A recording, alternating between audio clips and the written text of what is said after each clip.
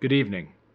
I'd like to start by recognizing Governor Walz, Mayor Carter, Mayor Fry, and the ambassadors that you have assembled with you there tonight. But most of all, I want to recognize the debaters who just participated in an extremely energetic and effective debate for their skill and acumen in presenting each of their sides of the argument.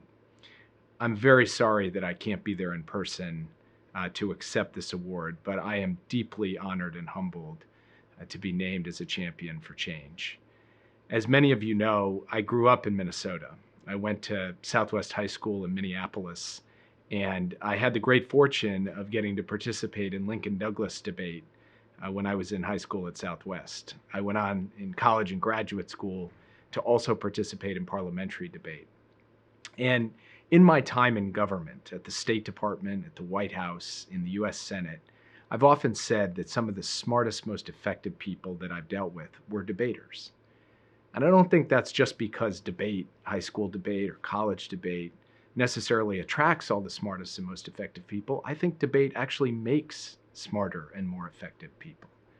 And I think that's true for three reasons. And of course, any good debater is going to have three reasons for their argument. The first is that debate actually broadens your knowledge. It requires you to engage in a series of subjects you might not have thought about before. Some of you care passionately about NATO. Others probably hadn't thought too much about it before you had to deal with this debate tonight. And so your ability to assimilate information, to learn new subjects, to gain curiosity, that's going to serve you throughout your life, no matter what it is that you do. The second thing that debate helps you do is organize your mind. It's not good enough just to have an instinct or a feeling. That's not going to persuade other people. What's going to persuade them is evidence, an argument, and the passion that comes from knowing that you've really thought something through in a rigorous way and can stand behind the proposition you're making, the vision you're setting forth, the argument you're trying to deliver on. And that too will serve you throughout your career. The third is that it will help you see that there is another side to the argument. And this is probably the single most important lesson that I took from debate. It's that sometimes the argument you're making, no matter how deeply you feel about it, has weaknesses and it has blind spots. And you have to learn how to acknowledge those. And sometimes the other side's argument, no matter how passionately at first you may reject it or disagree with it, you can come to see that it has some good points associated with it. Not always, not in all cases, but a lot more than our current public discourse would seem to suggest. And so debate can teach you to see alternative perspectives, to recognize that there can be multiple credible, serious sides to an argument.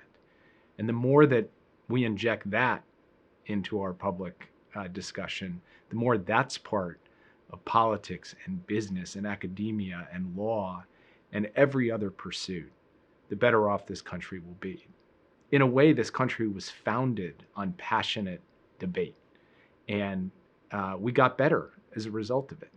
And getting that back and having students and young people who remind us of that, as you did tonight with your passionate and effective debate, that is going to make this country and this world a better place. And so, as somebody who still falls back on my own personal debate experience, and as someone who works for a president who was a senator for 36 years and mastered the art of the debate on the Senate floor, all I can tell you is this is going to serve you well in life.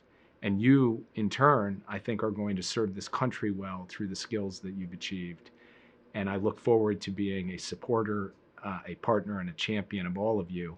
And I am deeply honored, as I said before, at being a champion for change. Thank you.